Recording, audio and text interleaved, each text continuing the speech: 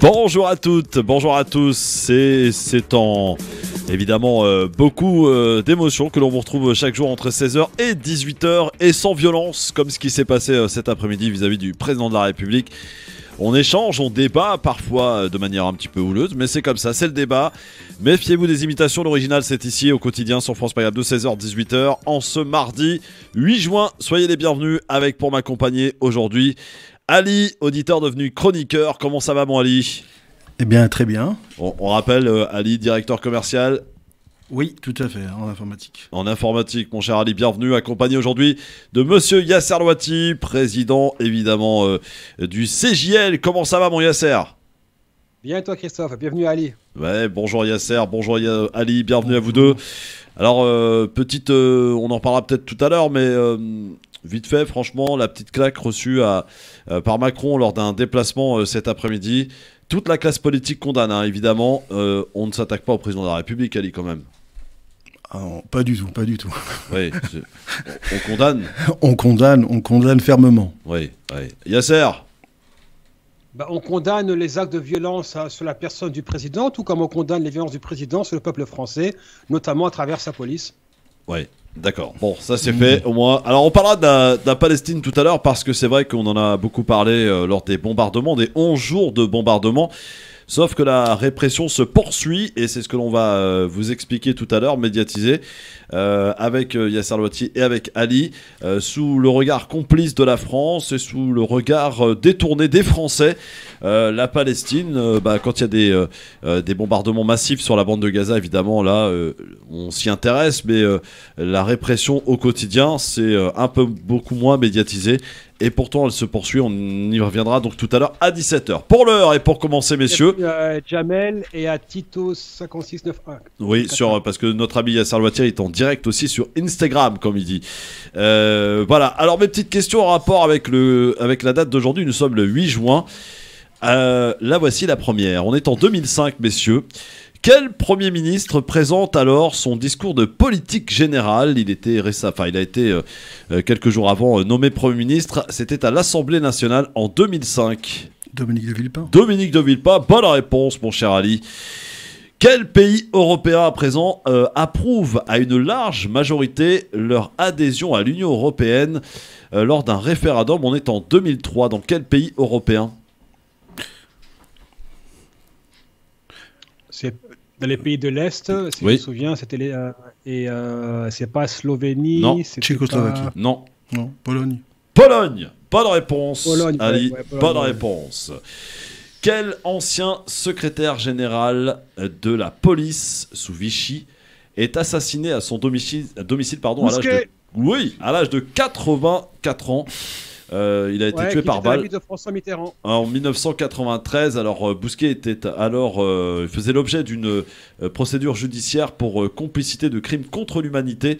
Il a été assassiné par balle effectivement à son domicile par un déséquilibré, nous dit-on. Oui, déséquilibré, bien sûr. Bah oui, évidemment. Quel président chilien décrète l'état d'urgence ? On est en 1971. Pinochet. Pas du tout. Allende. Allende, bonne réponse. Salvatore Allende. Alors cela faisait référence, cela est intervenu après l'assassinat d'un homme politique opposant à la gauche. Hein, donc voilà. Bonne réponse, Ali. On est en 1967 maintenant. Le bateau d'écoute radio américain Liberty est torpillé par quel pays ? Israël, effectivement. Alors, 34 marins américains sont morts lors de cette attaque dans les eaux internationales. Israël parlait à l'époque d'une erreur. Voilà. 34, oui, Alice, ça te fait rigoler. Et enfin, la France établit son protectorat sur quel pays en 1883 ? Tunisie ou Maroc ? Un des deux, dis-moi. On va dire Tunisie ? Tunisie, effectivement, la bonne réponse. C'était lors de la convention de la Marsa qui venait compléter celle de Bardo. Effectivement, bonne réponse. Oui, je tiens à rappeler on s'est arrangé pour que la Tunisie s'endette lourdement pour que le protectorat ait lieu. Donc c'est encore le jeu de la dette qui a servi à la colonisation. Et la Tunisie qui est aujourd'hui dans une situation économique catastrophique, il faut le rappeler évidemment. Voilà. Eh bien voilà, bah écoute Ali, t'as été très bon, dites donc, hein. Silencieux notre Ali, mais très bon et performant. Soyez les bienvenus, mesdames, mesdemoiselles, messieurs. Juste avant qu'on accueille notre premier invité dans un instant pour un petit peu de culture, et ça fait du bien en ces temps difficiles. Vous savez que les artistes ont vécu une période durant cette Covid-19 compliquée, et donc c'est la réouverture à partir de demain d'ailleurs du Cabaret Sauvage avec ce spectacle mis en scène par Méziane Azaïch. On en reparlera avec lui dans un instant. Sur les déclarations fracassantes de Jean-Luc Mélenchon, c'était dimanche sur France Inter. Il avait alors parlé d'événements graves qui interviendraient une semaine avant l'élection. Évidemment, toute la classe politique lui est tombée dessus, Ali. Est-ce que Mélenchon a fait du complotisme, selon toi? Non, absolument pas. C'est à Ali que je m'adresserai, mon cher Yasser. Pardon, je vais couper le son. Ali, vas-y, je t'en prie. Ben non, je pense pas. Je pense pas que l'objectif pour Mélenchon c'était de faire du complotisme. Pas du tout. Je pense pas. Mais je pense qu'il a aujourd'hui, il a peut-être un très très mauvais plan de communication et il essaye un petit peu de surfer. Ouais. Yasser, complotiste ou pas Mélenchon? Non, absolument pas. A posteriori, on peut dire oui, c'est du complotisme, mais il faut quand même regarder ce qui s'est passé avant chaque élection. On a eu 2002 avec le papy qui s'est fait tabasser, qui a créé la situation où le FN arriverait au second tour. On a eu Mera, on a eu ensuite l'assassin sur les Champs-Élysées. Ça ne veut pas dire qu'il y a un complot derrière, ça veut dire que l'attentat servira toujours un agenda réactionnaire sécuritaire. Et je pense que c'est ce qu'a dit Jean-Luc Mélenchon, mais encore une fois, quand on pointe du doigt sur l'utilité des attentats pour servir un agenda électoral, ça devient complotiste. Même, comment s'appelle, Christophe Barbier, oui. On avait parlé concernant même François Hollande d'ailleurs. François Hollande. Voilà, il avait même parlé que justement un attentat servirait justement la campagne de François Fillon. Sauf que c'est peut-être un peu maladroitement énoncé quand même de la part de Mélenchon, parce que c'est vrai que quand on le réécoute, il est en train de nous dire, voilà, comme par hasard, un événement grave intervient une semaine avant une élection, laissant entendre que, tu vois, et c'est là peut-être la problématique du discours de Mélenchon, de son intervention en tout cas. Je veux dire, moi franchement, mes critiques de Mélenchon, elles sont connues, elles sont sur la place publique. Il a un passif islamophobe qui a plus de 30 ans. On connaît ses positions sur ces questions-là. On sait qu'il a des tendances aussi assez autoritaires, que la France insoumise n'est pas un parti politique qui fonctionne de manière démocratique. Mais là, pour le coup, oui, on peut dire que ça a été peut-être maladroitement exprimé, mais pour l'instant, c'est le seul à pointer du doigt aujourd'hui qu'un attentat survient toujours quelques semaines avant les élections. On ne dit pas qu'il y a derrière les Illuminati et les assassins de Tupac Shakur qui prévoient l'attentat. On dit juste que, comme par hasard, un attentat sert toujours une campagne qui prendra un virage à droite, réac et sécuritaire. Ouais. C'est tout ce qu'il a dit. Ali, après, maintenant, on peut s'en porter. Hein. Peut-être juste un petit bémol, effectivement, par rapport à ce que tu dis, c'est que peut-être en tant que responsable d'un parti politique, il se doit quand même d'élever un petit peu le niveau. On est tous les jours avec des faits divers quotidiens, des caissières agressées, des gens, des femmes défenestrées, des féminicides tous les jours. Je pense qu'en tant que représentant d'un parti politique, je pense quand même qu'il se doit quand même de sa part d'élever un petit peu le niveau. C'est ça.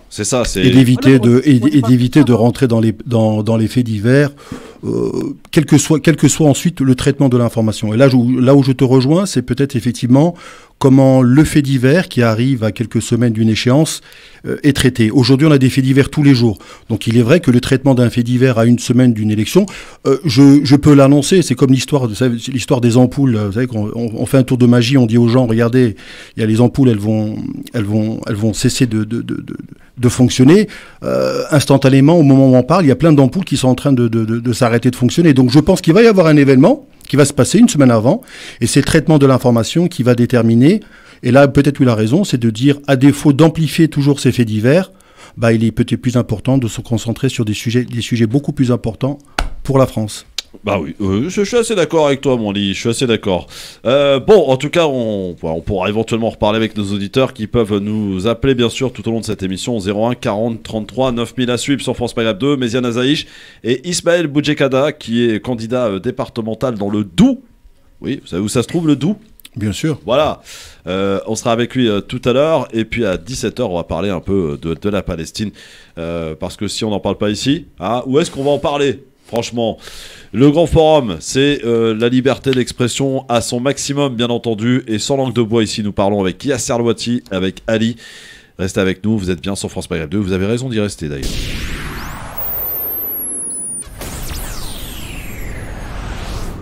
France Maghreb 2, France Maghreb 2. Le LGF sur France Maghreb 2 avec vos appels en direct au 01 40 33 9000 avec aujourd'hui Yasser Louati, avec Ali et qui est avec nous sur France Maghreb 2, notre directeur commercial d'une société informatique qui est en notre compagnie. Dans un instant, on va parler un peu de culture et de Méziane Azaïch qui sera notre invité pour parler de ce qui va se passer au Cabaret Sauvage pendant 10 jours. Un spectacle mis en scène par Méziane Azaïch de retour avec un invité artistique chaque soir. Il va nous expliquer un petit peu de quoi eh bien, ça va parler ce spectacle pour aller faire un petit tour du côté de la Casbah d'Alger, je crois, si je dis pas de bêtises. Ça te parle la Casbah d'Alger, mon cher Ali? Oui. Oui, oui, tout à fait. Oui. Évidemment. J'ai eu l'occasion d'y aller il n'y a pas très longtemps. Ah, il n'y a pas très longtemps. Ah, t'as de la chance, toi. C'est bien. Bon, alors, soyez les bienvenus. Donc, on parle beaucoup, évidemment. Alors, c'est intéressant depuis tout à l'heure, lors d'un déplacement du président de la République, Emmanuel Macron, qui est parti, donc vous le savez, il souhaite rencontrer un petit peu les Français pour prendre un petit peu la tendance de ce que pensent les gens, d'aller sur le terrain. À quelques jours d'une élection importante, que sont les régionales et départementales. Et à ce titre, d'ailleurs, nous recevons plusieurs invités qui viennent se présenter. À vous, on voit que cette élection ne passionne pas non plus les foules, mais pourtant, il y a aussi, peut-être un an avant les présidentielles, une petite tendance à avoir avec cette... comment dirais-je, cette possibilité à ce que le Rassemblement national de Marine Le Pen prenne une région, notamment Ali. Est-ce que c'est inquiétant? Est-ce que ça va donner une tendance pour l'année prochaine? Sincèrement, je ne pense pas que le Rassemblement national va pouvoir obtenir une région. Ils vont avoir certainement des scores très élevés, très très élevés. Mais par contre, pour prendre une région, je ne pense pas du tout qu'ils seront gagnants et qu'ils dirigeront une région. Oui, tu penses pas que c'est possible que le Rassemblement national, pourtant donné favori dans une région en particulier, puisse la remporter, ce qui serait d'ailleurs un signe quand même pour cette élection, Yasser? En fait, la région à surveiller, c'est la région PACA. Donc on a eu les tentatives d'alliance entre les Républicains et LREM qui ont capoté, et avec maintenant toute la crise provoquée par Macron au sein des Républicains. On a vu Muselier se retrouver entre les deux camps, etc. On a le cas Thierry Mariani, qui est quand même un transfuge des Républicains vers le Front National. Et on a aussi les déclarations de Guillaume Pelletier, qui est quand même un des cadors. Le numéro 2 de LR. Voilà, le numéro 2 de LR qui déclarait il n'y a pas beaucoup de différence entre moi et Robert Ménard. Donc en fait, le fait qu'il n'y ait plus de digue entre la droite traditionnelle, et puis de toute façon c'est pas nouveau, ça remonte aux années Sarkozy, au concept de droite décomplexée, et aujourd'hui le Front National qui n'est pas là pour proposer des idées, qui profite soit de l'abstention, soit de la surenchère identitaire et sécuritaire. Il faut quand même garder un œil sur la région PACA. Le cas Thierry Mariani, bon, le Canard la semaine dernière révélé qu'il n'a même pas de domiciliation dans la région, ça pourrait lui porter préjudice, mais je ne serais pas aussi serein. Et de toute façon, même si le Front National, enfin le Rassemblement National maintenant, ne gagne pas la région, il aura encore à imposer ses idées. Quand on voit qu'aujourd'hui, même des partis traditionnels parlent de la sécurité pour des élections régionales. Les régions n'ont pas comment dire ça, n'ont aucun levier sur l'action sécuritaire. Donc, encore une fois, moi, ce qui m'inquiète, c'est pas vraiment que le RN arrive au pouvoir, c'est que leurs idées soient relayées par les partis au pouvoir. C'est ça, c'est qu'on s'aperçoit finalement, Ali, et les auditeurs peuvent nous appeler aussi pour nous donner un petit peu la tendance, c'est qu'on s'aperçoit aujourd'hui que ces idées sont banalisées aujourd'hui. Ils sont médiatisés à outrance, on les voit d'ailleurs, les différents cadres de ce parti intervenir régulièrement sur les différentes chaînes de télé. La première chose, les premières personnes qu'on appelle pour réagir à un fait d'actualité sont toujours les mêmes personnes des Rassemblements nationaux. On a banalisé finalement ce discours, Ali. C'est ça qui est le plus inquiétant. Ah ben en fait, tout à fait, puisque lorsque vous posez une question de société, quelle qu'elle soit, chronomètre en main, vous parlez de la météo, vous parliez éventuellement d'un problème économique, 30 secondes après, la thématique revient toujours sur l'immigration, et une minute après sur éventuellement la religion. Donc en fait, on se rend compte, moi j'ai été absolument étonné, je rejoins ce que dit Yasser, c'est la première fois de ma vie où je me suis amusé à regarder un peu les comment dirais-je, les campagnes des différents candidats, en fait, le seul mot, c'est la sécurité et l'ordre. C'est quelque chose quand même d'effarant pour des élections régionales. La France en est réduit à parler de sécurité et d'ordre pour des élections régionales, quand on connaît la compétence des régions, qui sont quand même les lycées, les routes, l'organisation du transport. C'est-à-dire qu'effectivement, le niveau est très très bas. Et je ne sais pas si vous avez déjà entendu Jordan Bardella parler de transport. Ouais. Il est incapable de donner le nombre de stations de gares qu'il y a en Ile-de-France. Et ce monsieur aspire à devenir patron de la région. Je veux dire, quelque part, c'est le manquement. Bien entendu, en face, il y a des gens qui sont incompétents.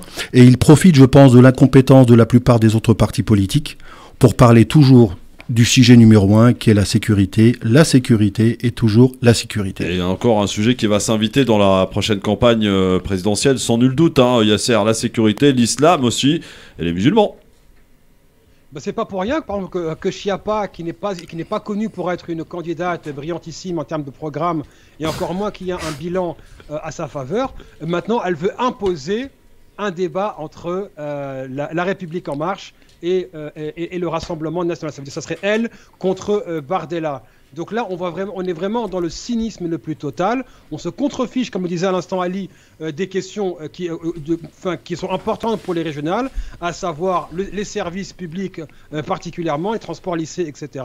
C'est juste, on va avoir une surenchère, superflu contre superflu, et on verra quelle machine de communication va gagner. Vraiment, les Français y perdent lourdement, mais j'ai pas l'impression que les gens se rendent compte que si les élections à l'échelle locale sont totalement discréditées et sont accueillies avec des taux d'abstention faramineux, l'élection présidentielle ne résorbera pas le gap démocratique, et en aucun cas on aura des élections à l'échelle nationale qui répondront aux attentes au niveau local. 01 40 33 9000, Jamel est avec nous. Bonjour Jamel. Oui, bonjour Christophe. Bonjour. Comment allez-vous ? Bah, ça va bien mon Jamel. Oui, je voulais parler un petit peu en antenne, mais c'est pas grave. C'est pas grave. Comment dire, comme d'habitude, c'est une mini présidentielle qu'ils nous font. On met Madame Schiappa, que je salue et que j'espère qu'il me débloquera, et avec Monsieur Bardella. Donc en gros, on essaie de nous mettre deux personnages en avant pour faire croire qu'il n'y a que ces deux personnages en avant. C'est honteux, c'est une orchestration, et je pense qu'on en a marre. On en a franchement marre. C'est des discours en plus... c'est du borderline. Pour moi, c'est du borderline. Donc, ouais. Voilà, je te sens blasé, mon Jamel. Hein. Malheureusement. Moi, je suis blasé. Parce qu'en fait, on essaie de sensibiliser les gens, et derrière, qu'est-ce qu'on a ? Bah, on a ce que les gens reprochent. Ah, c'est toujours la même chose, et blablabla. Et de toute façon, ça a changé quoi ? Et c'est pas comme ça qu'on va motiver les gens à aller voter ou bouger autrement, et c'est bien dommage, c'est ça. Est-ce que ce qui s'est passé cet après-midi, je vous pose la question, c'est-à-dire la gifle reçue par un individu d'ailleurs qui a été directement interpellé par la suite, et on parle d'ailleurs de gens issus du royalisme, enfin on sait pas de l'islamo-gauchisme ni du fascisme, là c'est du royalisme apparemment. Est-ce que finalement la démocratie on prend un coup quand on voit ce genre d'image, cher Ali ? Oui, tout à fait. À partir du moment où une personne qui est censée représenter, je dirais comme la fonction suprême qui est président, et que un citoyen lambda puisse s'exprimer non plus par des mots, par des idées, mais par malheureusement un acte de violence, ça laisse présager ce que malheureusement en France on a développé depuis à peu près quelques décennies, ce que moi j'appelle le marketing de la peur.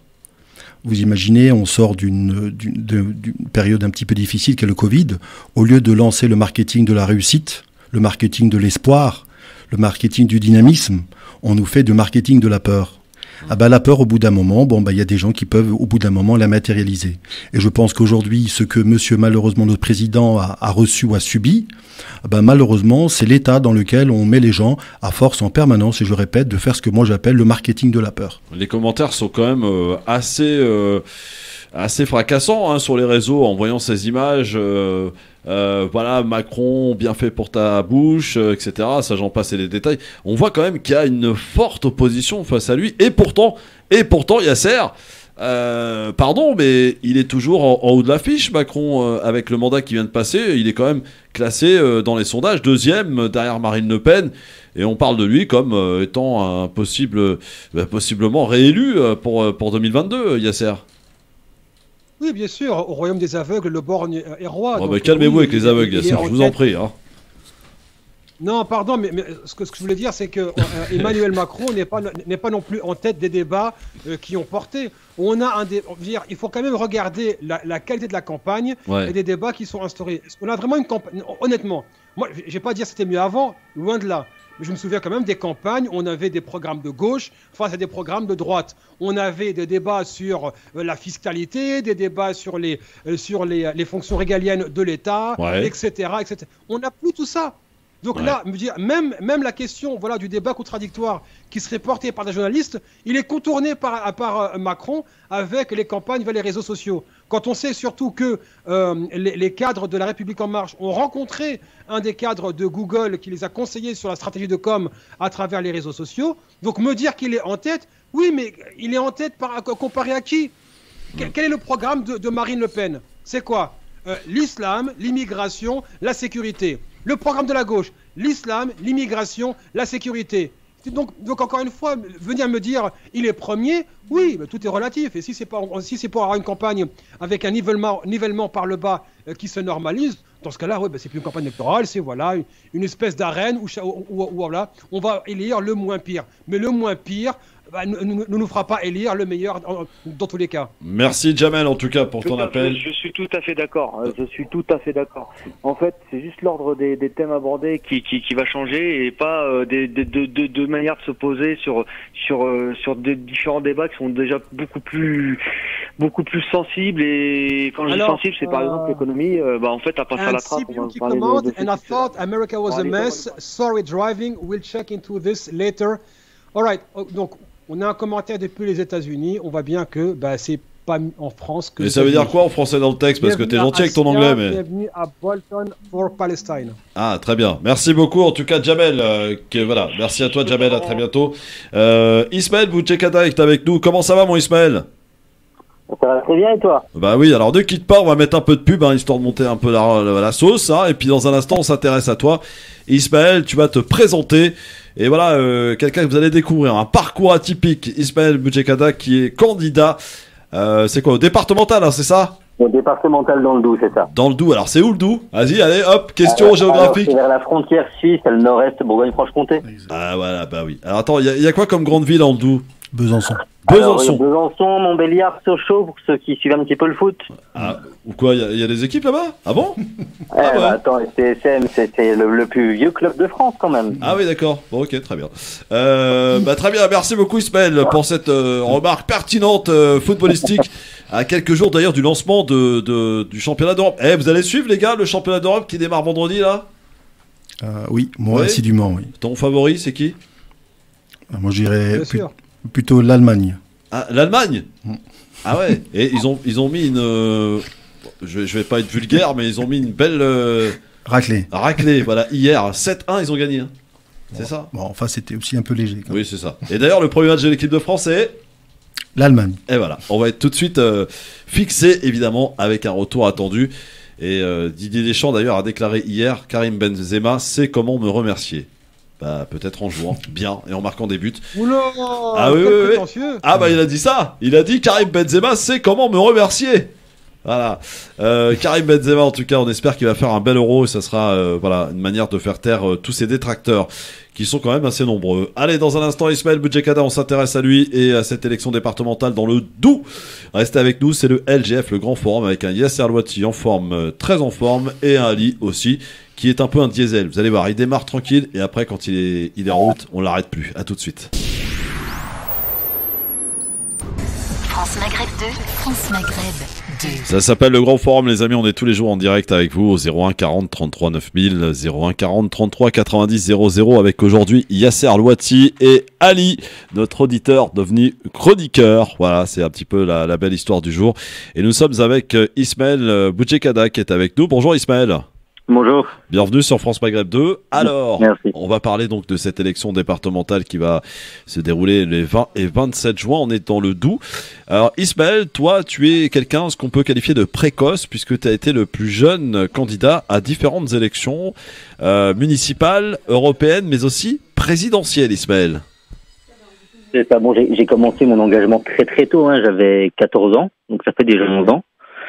Et autant ça peut paraître un petit peu parfois soit prétentieuse, soit effectivement le côté un peu précoce, mais moi je pars du principe que j'avais et j'ai encore des convictions que je voulais les faire entendre. Et quand on est indépendant dans un pays où il y a plus de 300 partis politiques indépendants, et je suis sûr que certains d'entre vous l'apprennent, forcément il faut essayer de faire quelques coups d'éclat. Et la présidentielle en a été un. On a pu bénéficier, en tous les cas, j'ai pu bénéficier d'une bonne couverture médiatique et faire entendre certaines propositions qui, quelques années plus tard, sont pour certaines bien au goût du jour, comme le revenu de base, comme la refonte du système social et compagnie. Donc c'était vraiment pour le débat d'idées et absolument pas parce que j'ai des plans qui rayent le parquet. En tout cas, et je tiens à faire une petite aparté, notre ami Ismaël nous rejoindra pour enrichir l'équipe du LGF parce qu'on a aussi besoin de cette jeunesse. Il y en a marre des vieux qui se font entendre dans cette émission. Il faut penser à la relève. Il y a Serlouati, il est plus tout jeune. Donc voilà. Par exemple, oui, il appréciera, bien sûr. Mais c'est amical. C'est amical. Je sais pas ce que ça veut dire, mais je vais faire semblant de ne pas avoir entendu. Voilà, c'est ça. Je croyais que tu m'entendais pas d'ailleurs. Alors Ismaël, tu te présentes encore et toujours, et ça c'est bien. C'est tout à ton honneur, en tout cas, de se présenter aux électeurs, de présenter un programme. Alors, pour situer un petit peu géographiquement ton secteur, on est où exactement, mon cher Ismaël ? Alors, on est dans le secteur qui est pour le coup très réputé au niveau national pour son industrie, à savoir là où se trouve le siège de PSA, donc Peugeot Citroën. Ouais. Donc à Sochaux-Montbéliard, entre les deux communes, on a Grand-Charmont. C'est une petite commune de 6000 habitants, donc où je suis élu depuis mars. Conseiller municipal ? Exactement. Donc voilà, j'étais la tête de liste de la liste face à l'actuel maire. Mais forcément, on a eu la prime au sortant, qui a été l'annonce d'Emmanuel Macron la veille du premier tour. Ouais. Une participation historiquement faible, à peine 30%. Et derrière, tout l'élan qu'on a pris pendant la campagne avec 12 réunions publiques où il y avait plus de 100 personnes systématiquement, quand le maire en a fait 3 avec 20 pèlerins, ça s'est effondré comme un château de cartes. Donc rien n'est jamais gagné d'avance, pardon. Mais je représente l'opposition, mais je pense que maintenant ils ont compris que c'était peut-être mieux de m'avoir comme maire que comme représentant de l'opposition, parce que j'ai l'impression qu'il en a déjà marre et il démissionne cette année. Il a seulement 25 ans, notre Ismaël. Il est jeune. Et prometteur, cet avenir, en tout cas. C'est pas dans le Doubs, d'ailleurs, que Macron a été giflé aujourd'hui ? Non, c'est dans la Drôme. Dans la Drôme, pardon. Ok, très bien. Non, on est calme, nous, ici. Ouais, vous êtes serein. Alors, Ismaël, pour les départementales, quelle est la spécificité d'Ismaël Boudjekada ? Qu'est-ce qu'il propose aux électeurs de nouveau, j'ai envie de dire, et voilà, de ce qui change, de ce que peuvent présenter justement ces différents partis, à savoir pas grand-chose. Déjà, c'est surtout qu'est-ce que je ne leur propose pas que les autres proposent pour le coup. Parce que, j'avais pas vu ça dans ce sens-là, mais c'est intéressant. On a 5 candidats, 5 binômes. Ouais. On a la candidate gauche unie qui se dit gauche unie, mais on est en soi 3 listes de gauche, donc pour une gauche unie, il y a un petit souci. Et en parallèle, donc elle était en binôme, elle est sortante. Elle était avec un certain monsieur Claudel, ils se sont divisés, donc on a 2 listes du même binôme sortant. Tout simplement, c'est un peu compliqué. Mais l'idée, c'est que nous, aujourd'hui, déjà, on est un des rares binômes, si ce n'est le seul, où il n'y a pas de cumul. Quand je dis cumul, moi, le cumul des mandats, ça me pose aucun souci. C'est le cumul des indemnités qui m'en pose un. Et on a candidate gauche unie qui se présente en ayant déjà 3 mandats. Elle était récemment encore candidate aux élections sénatoriales où elle s'est ramassée. Elle est payée 3 temps plein, plus de 5 000 € d'indemnité. Je veux dire, cette politique-là, on n'en veut plus.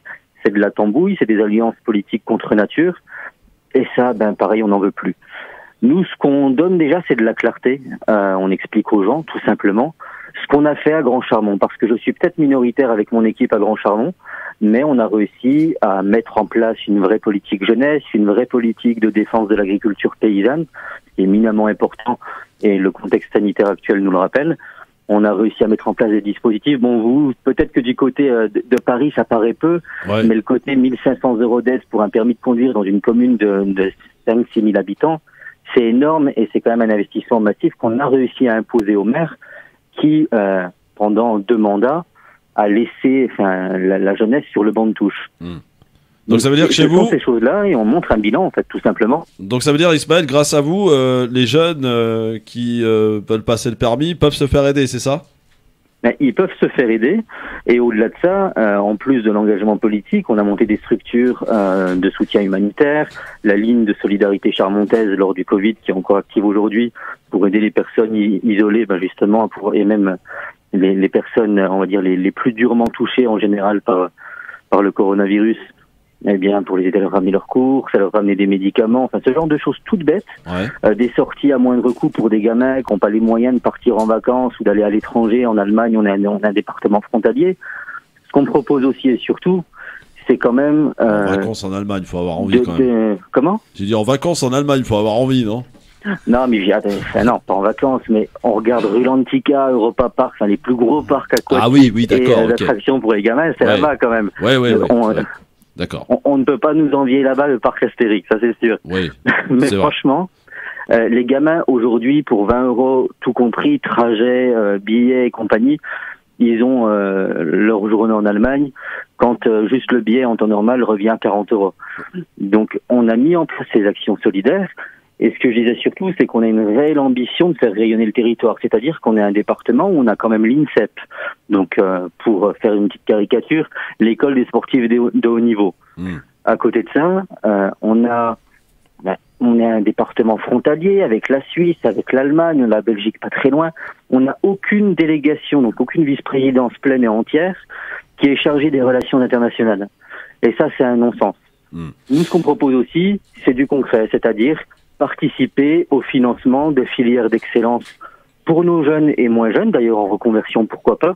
Et quand je dis filière d'excellence, c'est autant sportive avec l'INSEP que permettre à nos jeunes de pouvoir prétendre à Sciences Po, parce qu'aujourd'hui, il y en a peut-être 2-3 par an qui vont aller en tous les cas sur mon canton à Sciences Po Paris. Donc je veux dire, il y a un manque d'information, il y a un manque aussi d'ambition, il y a un manque un petit peu de tout. C'est tout un amas d'éléments qui font que aujourd'hui il y a des gamins qui dès la 3e on va leur dire toi ce sera mécanique ou bien toi ce sera les conseillères de désorientation on les connaît très bien, hein. elles ont bien je pense que vous avez les mêmes. Oui absolument, on les a connues, hein. N'est-ce pas mon Yasser? Tu te rappelles de ces fameuses conseillères de désorientation? Toi tu seras plombier ou électricien?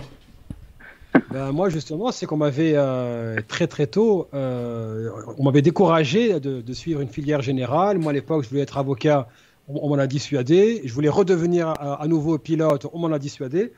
Et en fait, j'ai dû quitter le parcours scolaire français pour pouvoir y arriver. Ouais. Et il a été pilote. Il était pilote, notre Yasser Louati. Vous savez qu'il a piloté les avions, le gars. Hein, oui, mais bon, c'est pas. Enfin, je peux pas dire que. Enfin, j'aurais aimé être pilote dans mon pays, mais j'ai dû m'expatrier pour devenir pilote et suivre ma carrière. Ça, c'est ça, c'est dur, ça, quand même. Ça, c'est dur. Bah oui. Ouais. Oui, je suis parti à 19 ans, je suis revenu à quoi? J'avais plus de 30 balais, quoi. Ouais. Alors, question pour Ismaël Bouchekada qui est avec nous. Il est candidat au départemental dans le Douali. Question pour notre ami Ismaël qui va rejoindre l'équipe, d'ailleurs, qui sera un futur collègue à toi. Alors déjà, moi, je suis admiratif et sincèrement heureux de l'engagement de Ismaël. Sincèrement, c'est très bien. C'est le meilleur acte de citoyenneté. Et j'espère qu'au travers de l'Hexagone, il y en aura plein qui auront ton discours positif, parce que c'est important de parler avec des mots d'ambition, faire rêver les jeunes, voilà, c'est très très important. Les jeunes ont besoin de ça, et surtout que tout est possible. La preuve en est, tu t'y investis. Ça, c'est très très bien. Par contre, c'est vrai, comme le disait Christophe, je crois que tu as 25 ans, c'est ça ? Exactement. D'accord. Alors, il est vrai qu'en politique, il y a peut-être effectivement des codes dans les élections qui ne sont pas toujours évidents. Il faut les comprendre. Tu as déjà dû faire face à peut-être des petits échecs, ou comme tu l'as dit, cette cuisine politicienne spécifique à la politique française, puisque la caractéristique de la France, c'est que la politique est un métier. Il n'y a pas trop de gens de conviction, il y a plus de gens qui en font un métier, qui en vivent, c'est ce que tu as dit au préalable. Mais moi, sincèrement, je voudrais avoir des Ismaël sur l'ensemble du territoire. Et Christophe, qui véritablement joue un rôle déterminant au travers de son émission. Et sincèrement, pour ça, je le félicite. Hein, et c'est vraiment sincère.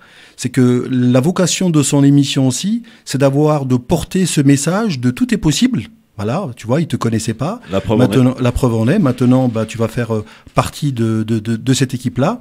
Mais ça serait bien qu'on puisse en avoir dans le nord, dans le sud, et que des jeunes, des filles, de jeunes garçons appellent pour nous reparler de choses qu'ils souhaitent mettre en place au niveau de leur département, de leur région.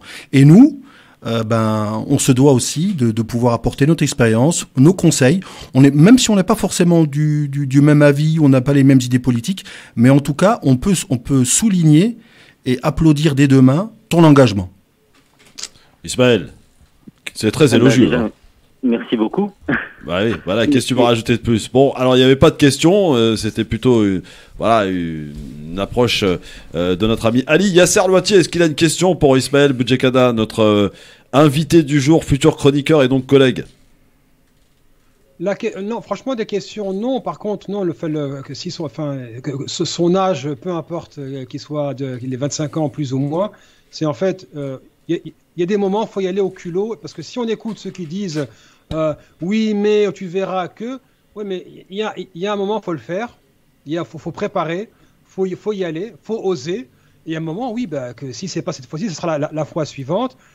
Tout ne sera qu'une leçon acquise.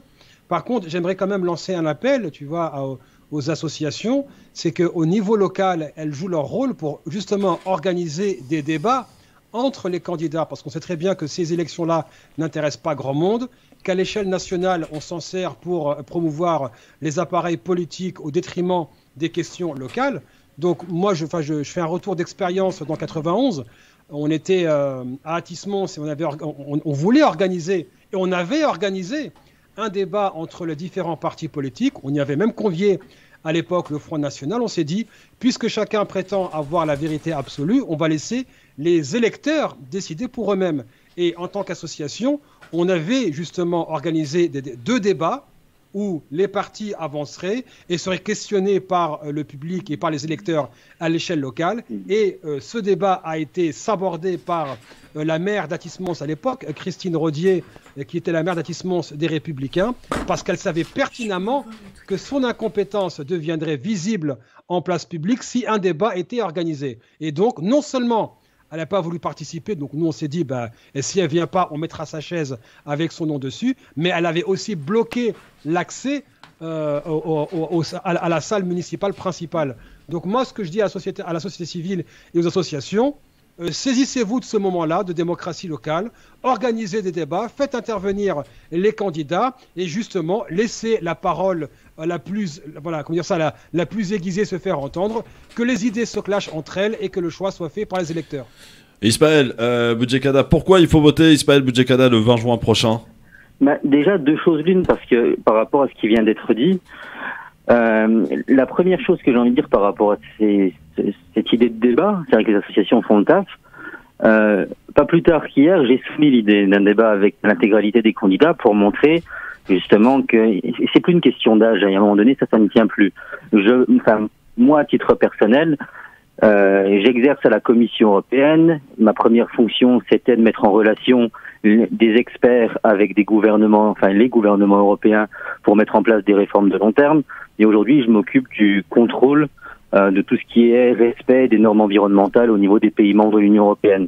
Donc, celles et ceux qui me critiquent sur l'âge sont incapables aujourd'hui de me lancer la pierre sur la question des compétences, puisque je pars aussi accompagné avec un ancien militaire qui en reconversion aide-soignant, une représentante syndicale, représentante de parents d'élèves, et pour terminer, une assistante administrative engagée syndicalement également.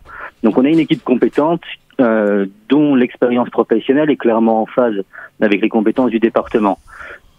J'ai proposé ce débat, on a silence radio de la part de la candidate dite de la gauche unie, on a le deuxième candidat de gauche qui a accepté, et les républicains qui nous ont répondu banco que la priorité c'était de faire du tractage sur le terrain. Donc je veux dire, ces gens-là ont peur du débat d'idées. et ça saute aux yeux. Et c'est pour le coup le petit jeune de 25 ans qui leur lance le défi et ils le refusent. Donc moi ce que je dirais, c'est qu'à un moment donné, nous on a montré avec mon équipe à Grand Charmont qu'on pouvait gérer la commune, si bien que quand on me sort des budgets de plus de 100 pages, je sais repérer, aujourd'hui en tous les cas, la moindre petite erreur que même l'adjoint aux finances n'a pas repérée. On le montre, on rend ça transparent, mais ça sur les réseaux sociaux, et on se rend compte aussi que ces gens-là, de manière générale, nous sortent systématiquement les mêmes disquettes, nous promettent systématiquement monts et merveilles. Moi, je m'engage sur un programme qui est court, sur des valeurs morales, et puis surtout en proposant une ambition nouvelle pour le département, avec donc ma binôme Nathalie Meyer. Et surtout, on est des vrais gens.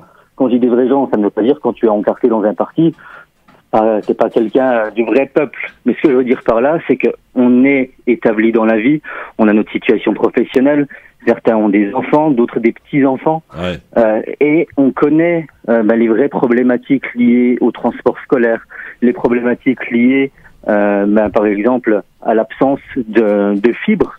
Tout simplement, c'est une des compétences du département, les connexions Internet et compagnie.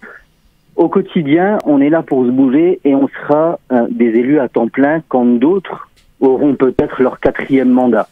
Mais à un moment donné, la seule question qu'il faut se poser, c'est est-ce que nous, en tant que citoyens lambda, on arriverait à gérer 4 boulots en temps plein?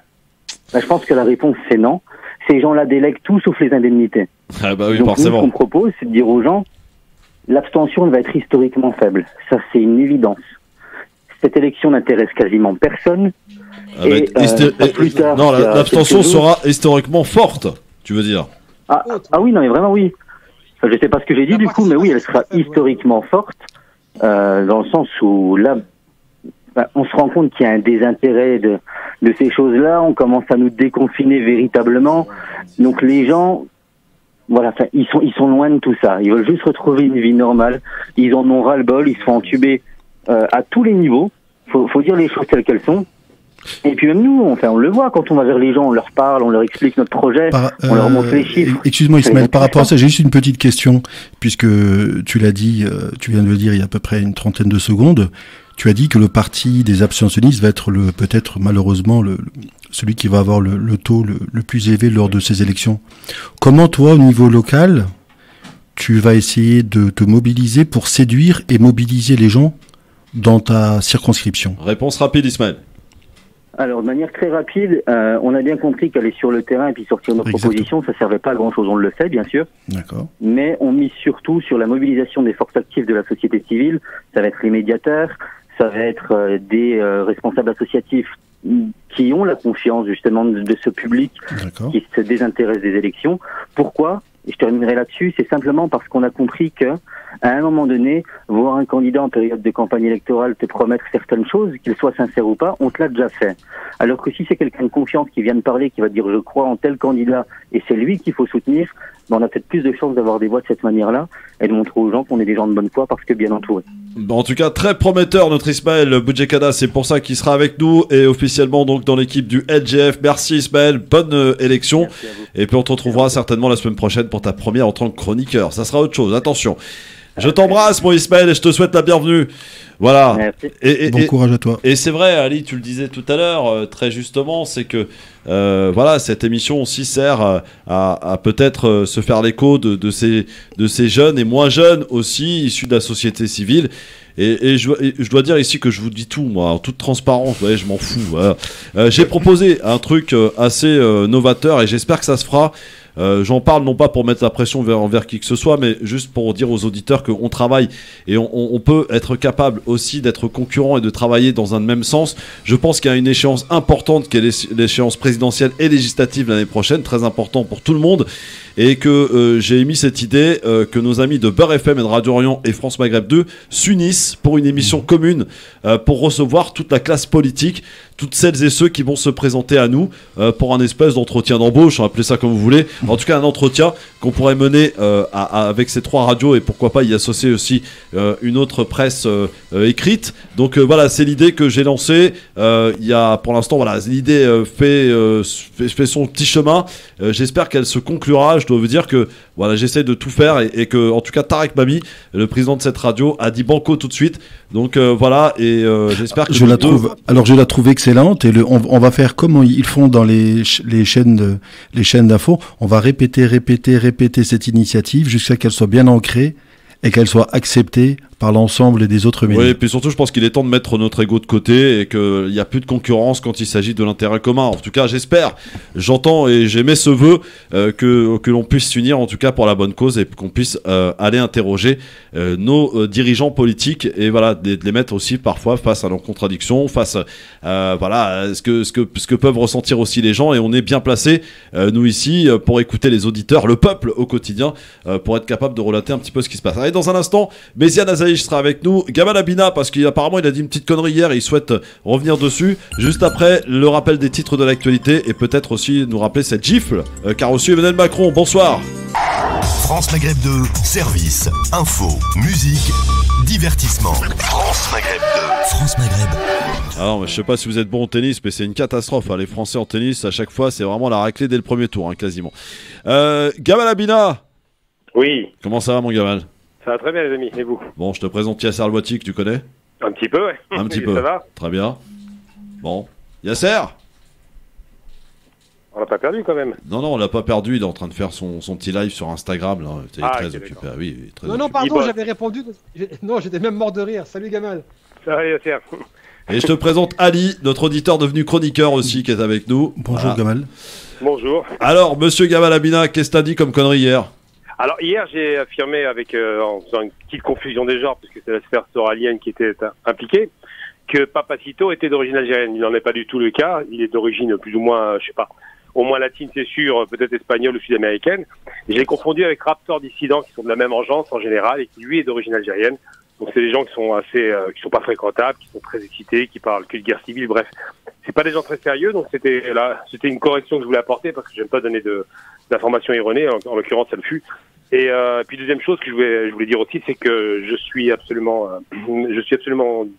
choqué et écœuré de la violence dont a été victime M. Macron, non pas parce que j'aime M. Macron, mais parce qu'il y a une fonction présidentielle qui doit être respectée, même si on n'est pas d'accord avec lui, on peut le critiquer, on peut même l'engueuler, mais frapper, c'est un dépassement qui veut dire des choses. Et en l'occurrence, apparemment, le type qui l'a frappé est un royaliste. Donc il faut se poser la bonne question de savoir qui veut quoi et quels sont les intérêts de telle ou telle personne. Pour une fois que c'est pas les islamo-gauchistes, hein, ça change un peu, quoi, Gamal. Hein. Je pense qu'ils l'auraient pas fait. Hein. Je vois pas un Maghrébin ou islamo-gauchiste le faire, parce qu'ils ont quand même à cœur le respect quand même d'un titre et d'un rang. On frappait un chef d'État, c'est un peu le seul que j'aurais accepté à la limite de se prendre une chaussure dans la figure, c'était Bush, parce que c'est un criminel de guerre. Macron n'est pas un criminel de guerre jusqu'à présent. Et donc c'est pas normal de faire ça, c'est pas normal, pas sérieux, surtout que lui il est venu avec sa bonhomie pour serrer les mains, il se prend une tarte, c'est pas très sérieux. Donc ça, je trouve ça largement critiquable. Bien qu'il soit critiquable, lui aussi, hein, pas de problème. Bien qu'il ait été très violent, son mandat n'a pas été de tout repos, mais il ne peut pas accepter et cautionner ce genre de comportement. C'est ce que je voulais dire. Donc, apporter une correction sur mon erreur d'hier, et bien évidemment, critiquer la posture agressive de ce jeune homme qui a pas été très malin pour le coup. Papacito, on rappelle, c'est ce youtubeur hein, qui a purement et simplement menacé les électeurs de la France Insoumise au travers d'une petite parodie d'ailleurs qui a fait plus de 100 000 vues quand même. Ouais. Voilà, on y voit effectivement des gens tirer sur les militants de la France Insoumise, donc menace de mort et dépôt de plainte de la part de l'équipe de la France Insoumise. Merci mon Gamal pour la petite information rectifiée. À très vite. À très bientôt. Salut mon Gamal. Christophe, oui, Yasser. J'aimerais relayer le commentaire là j'ai même deux commentaires assez intéressants. Donc de Jamel Talha sur Instagram qui commente l'avantage, s'il y en a un, et que cette histoire impose une trêve à l'égard des musulmans. Et le deuxième de Hawa _0, un minimum de respect pour la profession. Je pense que c'est vrai que ce respect-là est dû, même si Macron, avec toutes les critiques qu'on peut lui faire et sa brutalité en tant que telle, c'est quand même une fonction d'un représentant à l'échelle nationale. Mais encore une fois, j'aimerais que, au même titre qu'on condamne la violence contre la personne du président, on condamne la violence du président sur le corps des électeurs et des non-électeurs français qu'on a vu se faire martyriser sous Macron via sa police. Ouais. Très bien. Bon, bah, ça c'est fait. Voilà. Merci à Gamal en tout cas d'avoir rectifié parce que c'est vrai que on peut être en direct, parfois en live, et puis dire des choses qui sont pas vérifiées ou pas vraies. Et c'est bon aussi de pouvoir dire voilà, on s'est trompé. Ça arrive, hein, c'est humain, les amis. Mais le tout, c'est de pouvoir les reconnaître parce que combien dans des médias, des journalistes de renom qui nous disent pas mal de conneries, mais ils ne reviennent jamais sur leurs conneries. Donc ça, c'est embêtant. Voilà, ça peut arriver. Voilà, donc on essaie de faire attention autant que faire se peut, mais ça peut arriver. Et on est là aussi parfois pour dire voilà, on a peut-être dit une connerie, on a peut-être été un petit peu trop virulent, on s'est peut-être un peu emballé, mais que voulez-vous, France Maghreb 2, le LGF, c'est la vie. Parfois, voilà, c'est comme ça. On peut s'emballer, on peut dire des bêtises. Mais l'essentiel, c'est d'être conscient et de pouvoir être capable de pouvoir y revenir. Et voilà. Donc, c'est ce qu'a fait Gamal. Et c'est tout à son honneur, en tout cas, d'être revenu dessus. Alors, j'essaye de joindre Méziane Azaïf pour parler de ce spectacle qui va se dérouler au Cabaret Sauvage à partir de ce 11 juin, je crois, 10 juin, pardon. Ça va durer 10 jours au Cabaret Sauvage pour parler de ce spectacle. J'espère que j'arriverai à le joindre d'ici la fin de l'émission. On va parler maintenant, si vous voulez bien, de la Palestine et de cette répression qui se poursuit en Palestine avec notamment donc, ces bombardements qui, vous le savez, ont duré 11 jours sur la bande de Gaza avec le bilan absolument catastrophique et toute cette infrastructure qui a été complètement démolie, détruite. Et évidemment son lot de morts malheureusement, tout simplement pour vous dire que la répression se poursuit avec des images absolument ahurissantes sous le regard complice de la France et sous le regard aussi détourné des Français. Et s'il y a une image qui moi m'a marqué, Yasser, c'est cette journaliste, je crois d'Al Jazeera, qui a été accrochée à un poteau par des Israéliens, par des militaires israéliens, et qui a été tout simplement tabassée devant tout le monde. Oui, c'est la journaliste Rifara Boudeiri, qui est la correspondante d'Al Jazeera dans les territoires, enfin une des correspondantes d'Al Jazeera dans les territoires palestiniens, et qui a été arrêtée de manière brutale. Elle a été secouée par les forces d'occupation israéliennes. Elle a été emmenée, menottée. On sait dans quel état elle a été traînée, vraiment limite comme une vulgaire criminelle, pour à la suite être relâchée.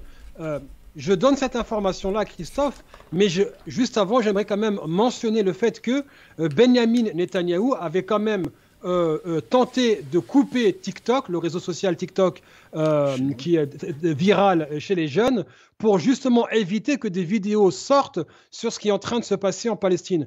Donc quand vous avez une occupation en cours, quand vous avez une opération de bombardement contre des médias, on se rappelle quand même du bâtiment qui a été réduit en cendres par des bombes israéliennes, bâtiment dans lequel il y avait les locaux d'Al Jazeera, les locaux de l'Associated Press et d'autres médias palestiniens.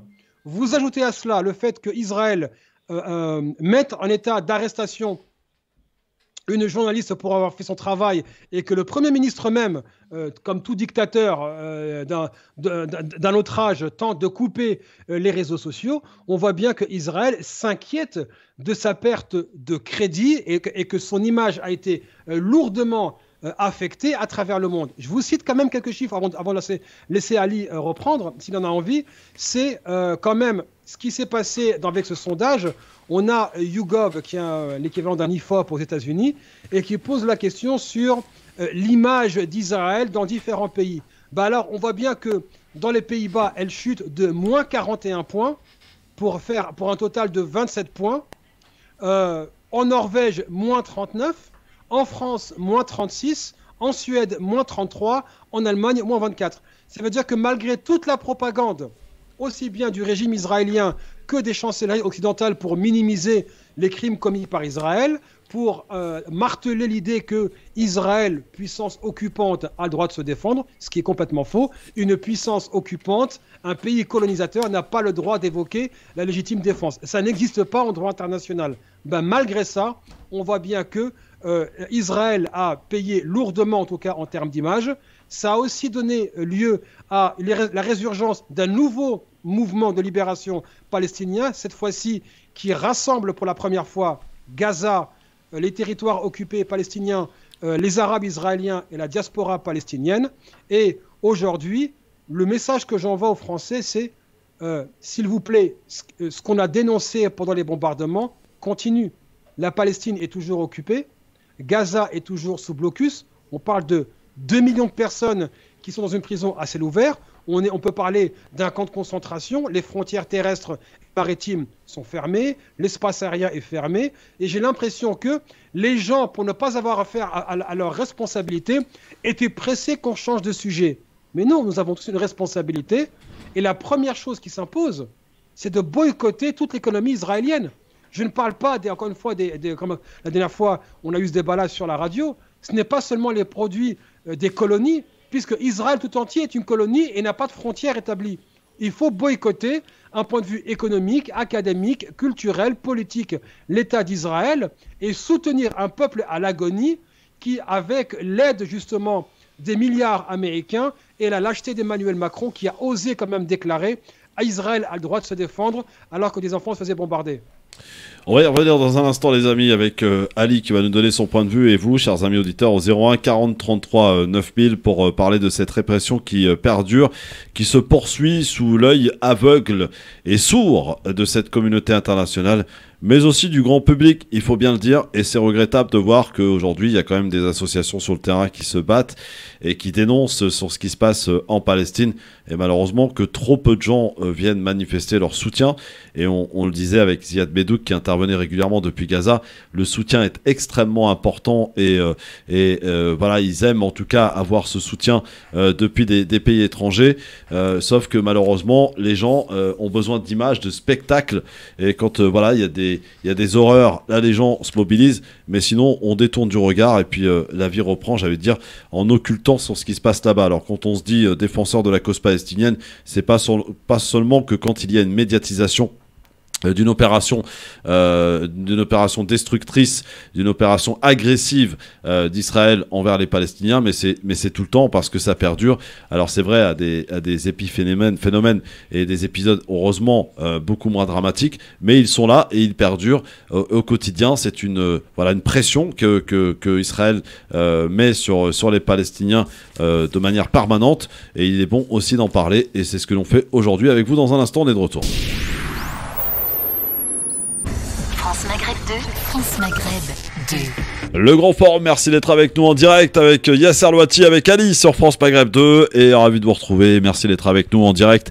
Ici on se dit tout et on vous dit tout, et juste avant de reparler de notre sujet Palestine dans un instant et cette répression qui se poursuit, notre petit tour attendu pour un peu de culture, mes amis, ça fait du bien, et je suis ravi quand même de la reprise de ces spectacles qui nous ont tant manqué pendant plus de 17 mois maintenant de cette pandémie, et un endroit que j'affectionne tout particulièrement, qui est le Cabaret Sauvage, qui va réouvrir ses portes avec Méziane Azaïch, le patron de ce cabaret. Comment ça va, mon Méziane?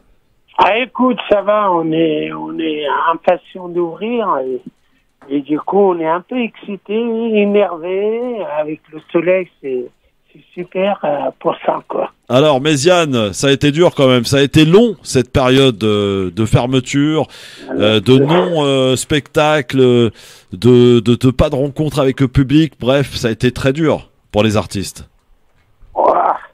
C'était très dur pour les artistes, pour certains artistes, mais d'autres qui ont continué à travailler chez eux, à créer, c'était un peu moins dur.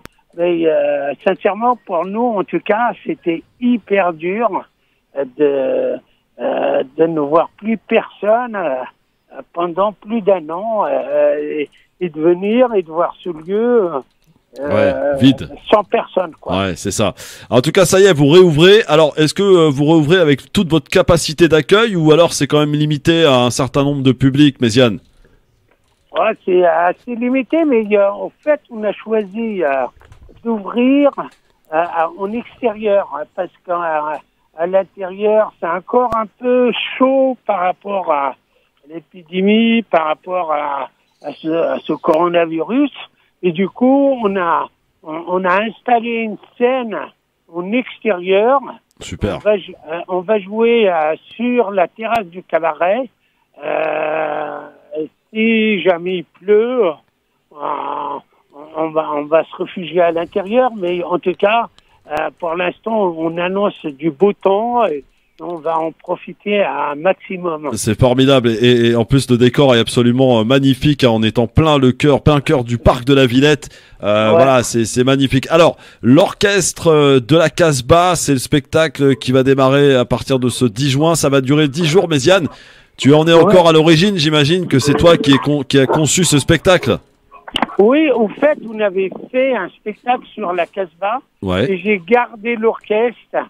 Et on redémarre avec cet orchestre et chaque jour on invite un artiste différent, mais il y aura cet orchestre qui sera là pendant les 8 jours en fait, les 8 dates, hein, parce que ça joue du jeudi à dimanche, jeudi, vendredi, samedi, dimanche, et pendant les 2 premières semaines. Et je tenais vraiment que ça soit une musique typiquement algérienne et qui ouvre les portes du cabaret, qui ouvre la voie à la reprise, parce que pour 2 raisons. Parce que cette musique, c'est une musique qui s'écoute, on peut être assis et écouter et admirer ces mélodies-là. Le chavi, c'est quelque chose, c'est notre jazz à nous, quoi. C'est du jazz algérien, mais beaucoup plus relevé.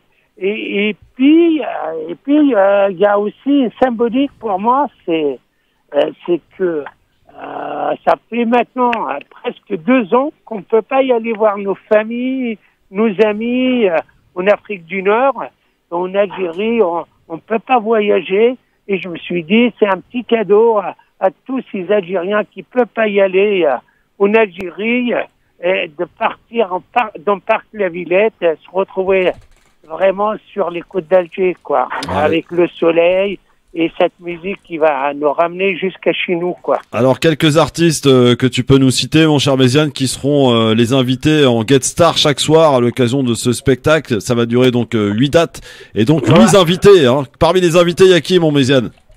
Oh, il y a beaucoup. Il y a Aziz Semhaoui, par exemple. Ah ouais, très bien. Fatah Lila, c'est un ancien chanteur de l'Orchestre National de Barbès. Ouais. Myriam Iled, Hakim Amadouche, c'est l'ancien, c'est vraiment le bras droit de Rachid-Tahar. Il y a Amazir Kateb. Amazir Kateb, Talabet. La voix diffusion. Sami Adiar. Ouais, Sami Adiar. Ouais. Rabah Khalfa, il y a du monde, il y a du bon monde. Hein. En tout cas, c'est à partir de jeudi, donc ça va durer pendant 2 semaines. Jeudi, vendredi, samedi, dimanche au Cabaret Sauvage en plein cœur du parc de la Villette pour passer une bonne soirée, histoire de se retrouver entre amis, parce que c'est aussi ça le Cabaret Sauvage, c'est une ambiance très conviviale et familiale. Voilà, n'aie pas peur du mot cabaret. Non, c'est pas le cabaret comme vous l'entendez. Voilà. Non. Oui, je précise. Non, mais c'est vraiment une salle de spectacle qui est ouverte sur le monde et il n'y a rien à voir avec les cabarets, connotation cabaret oriental, quoi. Ouais. C'est pas du tout ça, quoi. C'est absolument vraiment une salle de spectacle. Alors, pour réserver, mon Méziane, comment ça se passe? On va sur le site du Cabaret Sauvage? Non, bon, pour réserver, il y a tous les points de vente habituels, hein, la Fnac, tous, et en même temps, il va y avoir, pour les gens qui n'ont pas eu le temps d'acheter leur place, il va y avoir des places sur place, et ils peuvent acheter sur place le jour même leur place. Ça commence à quelle heure? Ça commence à 19h, et par contre, avec le couvre-feu et tout ça, qui est à 23h, et du coup, on va finir à 22h, à 10h, à 22h, le spectacle qui sera fini, quoi. Comme ça, tout le monde peut rentrer chez soi. Ouais, comme ça, les gens, ils peuvent rentrer chez eux tranquillement. Très bien, Voilà. merci beaucoup Méziane. On rappelle donc ce jeudi ça commence donc et pendant 2 semaines, jeudi, vendredi, samedi, dimanche, l'orchestre de la Casbah avec des invités en guest star chaque soir et voilà, il y a ça. Je suppose que vous êtes en pleine répète en ce moment, hein. Oui, on est en répète avec les invités, les artistes invités, et on est dans la construction. Et vous pouvez aller voir d'ailleurs ce nouveau cabaret hein, qui a ouvert ses portes il y a 2 ans maintenant, Méziane. Ouais, et malheureusement il a ouvert et il a fermé direct. C'est ça. Tout de suite. Et là on ouvre, mais on n'ouvre pas le cabaret, on ouvre sa terrasse, mais les gens ils auront le droit de le visiter s'ils veulent y aller dedans. Regardez, qu'est-ce que c'est, ils sont bienvenus. Et je serais même très content de leur montrer. Merci Méziane, je t'embrasse et bon spectacle, donc l'orchestre de la Casbah pour ce joli voyage. Et du côté de cette belle Casbah. Merci mon Méziane, à bientôt. À bientôt. Merci. Voilà, en tout cas allez-y. Et France Maghreb 2 d'ailleurs est partenaire de ce spectacle du côté du Cabaret Sauvage. Notre ami Méziane Azaïch, voilà, qui est le patron de ce cabaret. Alors, de retour maintenant avec Yasser Louati et avec Ali. Et nous parlions de la répression que subissent les Palestiniens avec un discours bien tranché signé Yasser Louati qui est toujours avec nous bien sûr. Et Ali, tu as écouté Yasser, qu'as-tu à lui répondre sur cette répression qui se poursuit, j'ai envie de dire, sous l'œil détourné de cette classe politique française et des Français en général d'ailleurs. Alors le problème israélo-palestinien est malheureusement un problème qui déchaîne malheureusement toutes les passions. On a eu des émotions au travers d'images, on a vu effectivement des destructions d'habitations, de sites. On a eu des images de tristesse, puisqu'on a vu des gens blessés, des gens morts, des gens qui se retrouvent un petit peu dans le désarroi, dans des situations humanitaires même un peu difficiles. Mais qu'est-ce que cela témoigne? Pour moi, cela témoigne finalement d'une solution où finalement on est dans une situation perdant-perdant. Perdant pour les Palestiniens qui se trouvent dans la situation dans laquelle je viens de décrire, et perdant pour les Israéliens qui malheureusement, au travers déjà de maintenant 40 ou voire 60 années, n'ont toujours pas la paix et ne peuvent pas vivre sereinement. Donc il y a, je pense, mettre en avant le véritable échec de la politique menée par ce Premier ministre, et je dis bien échec politique de ce Premier ministre, qui nous a démontré que finalement la force militaire, ça n'est en aucun cas la solution. Maintenant, pour moi, je trouve, vu que les événements malheureusement belliqueux sont terminés, c'est un moment opportun. On va laisser peut-être maintenant place un peu à la raison. Et comment? Je pense que chacun veut mener des initiatives. Il a essayé de donner quelques initiatives sur des actions, boycott de certains produits. Moi, je suis plutôt favorable à prôner plutôt des messages de paix et faire de réelles manifestations avec des gens qui aussi, du côté israélien, en ont marre un peu de cette guerre, de cette instabilité, de cette insécurité. Je pense qu'il y en a. On doit aussi, je pense, souhaiter, exiger que la diplomatie prenne le pas. Nous ne sommes pas, nous, en mesure de pouvoir régler un problème qui date depuis maintenant 1948. Pouvoir le régler comme ça en 3 mois, 6 mois, c'est pas possible. La diplomatie doit parler. Et nous, on se doit plutôt d'agir plutôt que de réagir. Parce que malheureusement, on réagit que lorsque malheureusement, il y a des événements, comme on les a vus à la télévision, des événements qui sont dramatiques et qui véritablement, moi sincèrement, pour rien vous cacher, je les regarde pas parce que au bout d'un moment, ma sensibilité fait que c'est triste de voir des enfants, des femmes pleurer, des parents dont la famille a été malheureusement détruite lors de l'attaque par des missiles ou par l'armée israélienne. Donc, on doit mener des initiatives. On doit véritablement dépassionner ce débat. Je pense qu'on peut le faire. Et je pense qu'en face, il y a des gens qui sont prêts à pouvoir, ensemble, construire, non pas, mais construire un cadre dans lequel nous, on est plutôt pour des messages de paix. Et je répète, des messages de paix.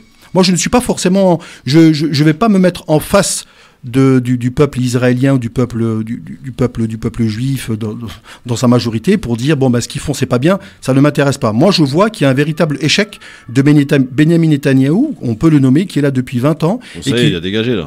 Et qui va dégager, je l'espère. En fait, la résultante, c'est que toute sa politique qui a été basée sur la force militaire, ben, ça ne tient pas. Et cette relation perdant-perdant ne peut pas durer dans le temps. Donc, le problème doit être résolu. S'il doit prendre 1 an, 2 ans, 3 ans, on voit qu'il ne sera résolu que par la diplomatie et rien que la diplomatie.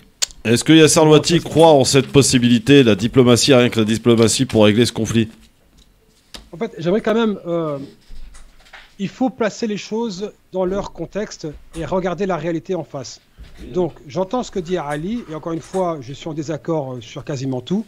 Venir parler de paix maintenant, alors que nous avons un peuple qui est occupé, qui est sous blocus, qui est exproprié de chez lui et de ses terres, on refuse le retour des réfugiés. C'est comme dire aux Algériens qui se battent pour leur libération, il faut la paix. La paix, elle requiert certaines conditions et une certaine reconnaissance de l'autre. Or, le projet sioniste, ça a été de déshumaniser les Palestiniens et de vendre le mythe qu'il y avait une terre sans peuple pour un peuple sans terre. Donc aujourd'hui, dire aux Palestiniens il faut la paix, ben c'est comme dire à la femme battue chez elle et violée par son mari, écoutez madame, tout ce que nous voulons c'est la paix entre vous deux. Il y a une injustice qui doit être réparée et sans cela, il n'y a pas de paix possible. Deuxièmement, quel est le camp de la paix en Israël? Il n'y en a pas. Il n'y en a jamais eu. Pourquoi? Parce que, encore une fois, le projet sioniste est un projet colonial, conquérant, qui tend à gagner un maximum de terres et de mettre ensuite les Palestiniens devant le fait accompli. Est-ce qu'on a aujourd'hui un camp de la paix en Israël? Il n'y en a pas. La gauche n'existe pas. La droite, c'est Benyamin Netanyahou qui s'est allié avec les pires partis d'extrême droite. Et je vais même aller au-delà. C'est que ce qu'on appelle la gauche israélienne était pire que la droite parce qu'elle tendait à légitimer le projet sioniste en disant on va humaniser un projet colonial, alors que, je rappelle, les accords qui ont eu lieu au début, en tout cas les accords d'Oslo, étaient une abdication imposée à Yasser Arafat. Il n'y avait même pas l'idée de la fin de la colonisation, il n'y avait pas l'idée d'un État palestinien, il n'y avait pas l'idée d'un droit à la résistance des Palestiniens occupés, il y avait seulement, on gagne du temps et on légitime ce projet-là. Donc moi je veux bien qu'on parle de paix, moi il n'y a aucun problème, mais nous ne sommes pas palestiniens, nous ne sommes pas à leur place, et aller dire aux 2 millions de Gazaouis qui vivent sous blocus, veut dire on a quand même 50% de la population qui est sous le seuil de pauvreté, 40% des pêcheurs se sont appauvris, on n'a même pas accès aux eaux pour la pêche, et on leur dit il faut la paix. Non, il n'y a pas de paix possible. Alors moi je n'ai, alors juste pour, c'est comme en mathématiques, tu es parti d'une hypothèse que j'ai pas dit. Je dis que l'objectif c'est d'atteindre la paix, et je réitère simplement ce que je dis. Notre objectif c'est la paix. Moi je parle avec des gens de confession juive et je leur tiens ce langage qui est très simple de leur dire dans cette situation. Finalement, la maman palestinienne, quand son fils sort le matin, malheureusement, il risque d'être tué par l'armée de Tsahal. Et la maman israélienne risque de perdre son fils qui appartient à l'armée de Tsahal. Que va faire le bon Dieu? Il va choisir qui? Le soldat israélien ou le palestinien? Moi, je suis, quand je répète et je réitère mes mots, je suis pour la paix. Quand tu as dit... le côté palestinien, je n'ai pas dit qu'il faut aller dire aux Palestiniens gazaouis, les pauvres, qui vivent dans des conditions matérielles, même humanitaires, catastrophiques. Je ne suis pas là pour leur dire simplement pour la paix, je suis simplement en train de dire, nous, en tant qu'action que l'on peut mener, c'est prôner la paix. Et je pense, et je suis sincèrement convaincu, quand tu l'as dit en face, il n'y a peut-être pas des camps de la paix, ben, s'il n'y a pas de camp de la paix, moi je ne le pense pas. Je pense qu'il y en a comme partout, parce que la droite, on connaît peut-être... Pardon? C'est qui, parce que là, c'est qui le camp de la paix? Ils sont où? Bah, on prend par exemple les gens de gauche, le parti de gauche. Ouais, mais inexistant, oui, certes, peut-être. Oui, inexistant. Et tu parles de paix, moi je l'entends, je veux dire, ça fait des années qu'on parle tous de paix, oui. Mais pour faire une paix, il faut être deux. Tout à fait. Voilà. Et c'est là peut-être le problème. Alors, quand je dis, parce que c'est effectivement, c'est un problème qui est relativement complexe. Alors, quand je dis la paix, c'est la finalité. Maintenant, comment y arriver? Nous, on peut que, simplement ce que je dis auparavant, prôner qu'il n'y a que la diplomatie qui ne pourra résoudre ces problèmes-là. Ouais, mais on voit de quel côté elle est, la diplomatie. Oui, tout à fait. Je vais peut-être vous surprendre et vous choquer. Avant ces événements dramatiques en Palestine, on ne parlait plus de Gaza, on parlait plus de rien du tout. On nous parlait du Covid toute la journée. On avait oublié les Gazaouis, on les avait complètement oubliés. La presse, oui, mais... de la presse. Oui, de la presse, c'est ce que je suis en train de dire. Donc, c'est ce que je suis en train de dire. C'est pour ça que je dis, on doit saisir cette opportunité, malheureusement. Parce que les pauvres, pendant le Covid, ils étaient dans les mêmes conditions que tu étais en train de décrire, Yassir. Tu parlais de blocus, on n'en parlait plus. Et comme par hasard, il y a un événement, hop, d'un seul coup, on devient tous sensibles à leur situation. Donc en fait, on voit qu'on est sensible simplement, malheureusement, quand il y a des événements tragiques. Ça, c'est vrai. Moi, je veux que les actions, je veux simplement que... Pardon ? Ton commentaire est réducteur. Non, j'ai... C'est pas parce...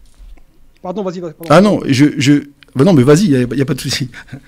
Parce qu'en fait, c'est que quand on parle, le problème, c'est que quand Christophe m'a contacté si je viens à la radio ou pas, moi, en fait, j'ai dit, si on parle de la Palestine, je viens parce qu'on voit bien que dès que les bombardements se sont terminés, tu vois bien que, hop, la presse est passée. C'est vraiment, en France, on en a parlé vraiment à minima. C'était vraiment, tout à fait. On a couvert à minima, on a relié la com du gouvernement israélien et français, et Mahmoud Abbas, qui était censé être une espèce de personnage fantoche et qui sert de légitimateur. Par contre, non, la Palestine, nous on en parle dans nos travaux, on en parle toutes les semaines. Par contre, j'aimerais juste te demander quelque chose, après tu peux répondre ou pas. Oui. Est-ce que tu reconnais aux Palestiniens le droit de résister face à l'occupation ? Bien sûr, c'est pas bien sûr de résister. Après, dans la résistance, il y a malheureusement la méthode que tu vas employer. Bien entendu, la résistance, elle est légitime. Elle est complètement légitime. J'ai pas de débat là-dessus. Je suis simplement en train de te dire, et je le dis de façon absolument tranquille, on est dans une radio et Christophe mène ses débats. Notre objectif, c'est de s'inscrire dans la durée. Pour s'inscrire dans la durée, on doit être dans la construction. On a le temps de pouvoir mettre en place des actions pour dire que nous, on prône la paix dans 1 an, dans 2 ans, dans 3 ans. On peut mener des initiatives. C'est ce que moi, je suis en train de demander. Je suis pas en train de te dire, je vais demander aux Gazaouis, il faut la paix alors qu'ils vivent dans des conditions dramatiques qui sont effectivement, où il y a même pas d'eau, il y a pas d'électricité, les gens vivent dans des situations absolument complètement ubuesques. Je suis simplement en train de te dire, nous, à notre niveau, on doit mener des actions qui s'inscrivent dans la durée. Et pour que le message puisse durer, nous, à notre niveau, on peut pas faire de la diplomatie, par contre, on peut mener des actions. Et Christophe, on est un bon témoin puisqu'il nous donne l'occasion de pouvoir échanger. Mais si c'est pour échanger, pour dire il y a un gentil, il y a un méchant, et puis on essaie de convaincre en disant lui c'est le méchant, l'autre c'est le gentil. À la fin, ça sert à quoi ? Moi, ça ne m'intéresse pas. Moi, ce qui m'intéresse, c'est qu'on ait des actions qui soient concrètes à notre niveau. Je le dis bien à notre niveau. Moi, par exemple, je suis pour que Christophe, un jour, fasse une émission des passionnés avec des gens de confession juive et discuter tranquillement en disant, voilà, Alors, justement, tu m'as rappelé, pardon, là pour le coup, c'est important pour moi parce que c'est la deuxième fois que tu le mentionnes. Ouais. En fait, tu parles du genre de confession juive. Ce commentaire, excuse-moi Ali, il est vraiment dangereux parce que c'est comme si on disait, demain, pour combattre Daesh, on va parler aux musulmans. Il faut garder en tête que le sionisme, ce n'est pas la religion juive. Tout à fait. Le sionisme est une idéologie nationaliste, athée. Bien sûr. Ça veut dire les Juifs. En fait, c'est que l'idée même qu'Israël soit le pays des Juifs est en soi. Oui, mais Yassir, ils se disent comme État juif. Oui, mais Yassir, je peux juste te dire, moi, je connais pas Monsieur Sionisme. Mais je connais des gens de confession juive. Monsieur Sionisme, je le connais pas. Donc je le connais pas, je vois pas qui c'est, je le connais pas. Par contre, je peux discuter avec quelqu'un de confession juive, puisqu'il rentre chaque année dans son pays, et discuter avec lui. Et je pense que nous, notre action à nous, elle doit être... Pardon ? C'est comme dire, je parle à un musulman et rentre dans son pays. Ah non, pas du tout. Non, il faut pas que lorsque j'annonce un propos que tu extrapoles. Je préfère que tu me demandes avant de clarifier. Je te dis simplement, on n'a pas la possibilité, nous, techniquement, de pouvoir discuter peut-être avec des gens qui vivent en Israël et discuter avec eux. Nous, on est là pour, nous, ce que l'on souhaite, c'est quoi? C'est que ces gens-là vivent ensemble. Qu'ils trouvent une solution qui soit diplomatique. On n'a pas la solution. C'est pas si c'est un État qui doit être tel ou tel. On veut 2 États. Tout le monde sait qu'on veut 2 États. Pourquoi est-ce que nous, notre objectif, c'est de prôner ces 2 États-là? Voilà. On va pas nous définir les frontières. Par contre, on peut simplement exprimer notre volonté à ce que ces 2 États existent. Alors, ça va peut-être prendre du temps, certes, mais on doit rester dans les initiatives. On ne doit pas, pardon? Pardon, mais la solution à 2 États, elle est morte et enterrée. Non, pas du tout, je pense. Non, moi je pense que... Non, mais allez, tu peux pas. Regarde, un État, veut dire déjà en 1948, tu prends la résolution de l'ONU 181.2, si on devait s'en tenir, et je cite encore Ilan Pape, et mes podcasts, pas pour faire leur pub, en parle en long, en large, en travers, c'est que la résolution de partage de 1948 était déjà profondément injuste. Parce que si on devait s'en tenir aux colonies, entre guillemets, israéliennes à l'époque, ce serait 10% du territoire. On leur a donné 60%. Et aujourd'hui, on avance à 67% et puis on continue à grappiller. Aujourd'hui, il y a une fameuse image qui est connue, la Palestine qui est en verte, et puis on voit les territoires grappillés par Israël. La solution à 2 États, elle est morte, Ali, c'est impossible. Parce que ça voudrait dire qu'il faudrait, quitter toutes les colonies, revenir à des frontières définies par l'ONU, ça veut dire à minima celle de 1948, ce qui est absolument hors de question pour Israël. Alors moi ça va être compliqué. Oui, ça va. Alors comme je le dis tranquillement, moi je pense sincèrement que on peut discuter. Il faut discuter. Oui, mais ça mène à rien. Non, la négociation. Ça fait des années qu'on discute. Ça fait des années qu'on essaie de. Les négociations. Il y a eu des résolutions qui n'ont jamais été respectées, Ali. Alors, concernant les résolutions qui ne sont pas respectées, là, tu soulèves un point qui est important. Effectivement, ça, c'est un point qui est important. C'est à nous de mettre en avant, effectivement, toutes ces résolutions que Israël ne respecte pas. Mais comme on en a parlé la semaine dernière, le traitement de l'information, on va en parler quand de Ali, pardon, mais par exemple, un autre pays oublie Israël, un autre pays qui ne respecte pas les résolutions, il va avoir tout le monde sur le dos, d'accord? Israël ne respecte rien en matière de résolution, on les laisse tranquilles, tout le monde ferme les yeux, et puis on trace sa route. Il y a Nasser Lajili qui est avec nous aussi, qui nous rejoint, et qui écoute assidûment cette émission, il sera là d'ailleurs demain dans cette émission. Bonsoir mon Nasser. Bonsoir Christophe, bonsoir Ali, bonsoir Yasser, je ne sais pas si vous m'entendez bien. Oui, on t'entend bien mon Nasser. Ah d'accord. Bon, moi j'ai écouté attentivement ce qui est dit. Après, tu as raison, hein, Christophe, pour rebondir sur ce que tu dis. Si ça aurait été un autre pays, je pense que on aurait fait des sanctions financières, on aurait fait beaucoup de choses. Et quand ça concerne Israël, malheureusement, c'est pas, on va dire, on va pas prendre les mêmes démarches pour sanctionner le pays. Mais je voudrais juste dire à Ali que malheureusement, il n'y aura pas de paix sans justice. Ça, il faut le savoir. Avec tous les morts qu'il y a pu y avoir, avec le déferlement qu'ils ont fait à Gaza, en Cisjordanie, et qui ont détruit des familles, moi le premier, hein, aujourd'hui je rejoins totalement Yasser quand il dit qu'il n'y aura... là, on n'est même plus dans une question de 2 États. C'est quasiment impossible.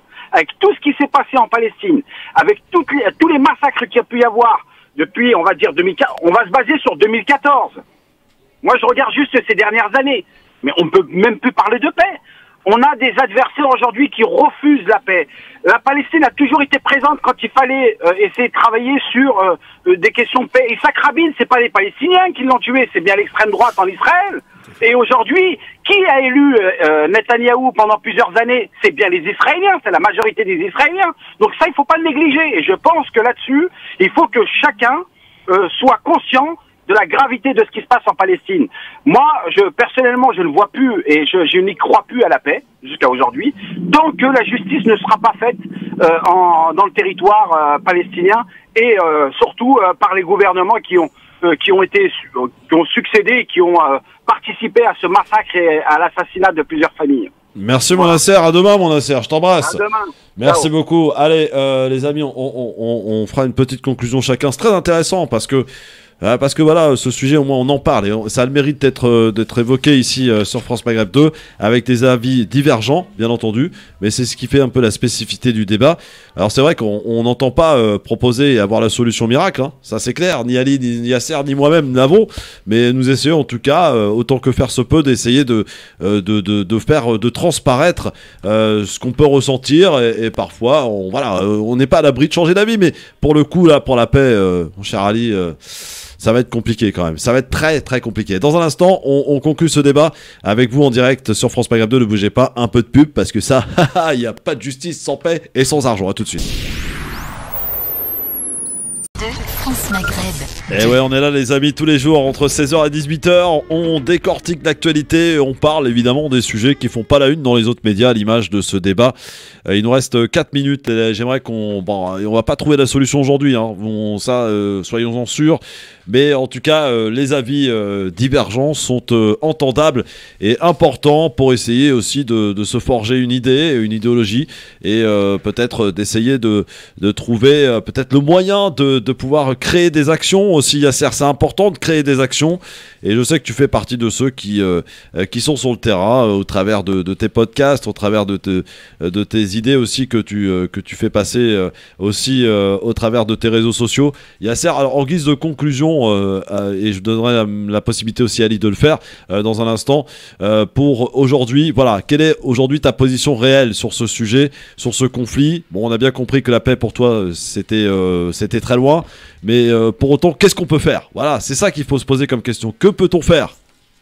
Bah alors, moi, je relais l'appel du CJL qui a été publié quand même le mois dernier quand les bombardements ont commencé. Le CJL qui est le Comité Justice et Liberté, que je préside et qui est une organisation de défense des droits humains et des libertés publiques. Elle est religieuse, c'est pas un organe communautaire, c'est vraiment les droits humains et les libertés publiques. On agit sur la production de savoir, recherche, investigation, l'éducation politique, l'éducation populaire et les actions collectives. Il y a 3 choses qu'on peut faire à notre niveau.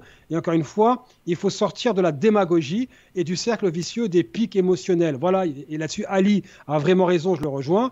Il y a un bombardement, tout le monde sort, oh, c'est pas juste, les pauvres Palestiniens. Hop, la couverture médiatique s'arrête, on passe à autre chose jusqu'au prochain pic. Il faut vraiment être dans des actions durables. Donc la première, soutenir le mouvement BDS, boycotter ce qu'on peut boycotter. On est quand même dans une économie capitaliste, nous avons le choix des produits, donc tous les produits israéliens, les boycotter dans la mesure du possible. Je ne veux encore pas être démagogue et dire non, vous boycottez ce que vous pouvez boycotter. Deuxièmement, vous participez aux manifestations et aux événements publics, soit qui soutiennent la résistance palestinienne, soit qui maintiennent la Palestine dans le débat public. Et troisièmement, de s'organiser à l'échelle locale, à savoir se constituer en collectif, 3-4 personnes à l'échelle d'une commune pour aller à la rencontre des élus, les sensibiliser sur la question de l'occupation israélienne de la Palestine.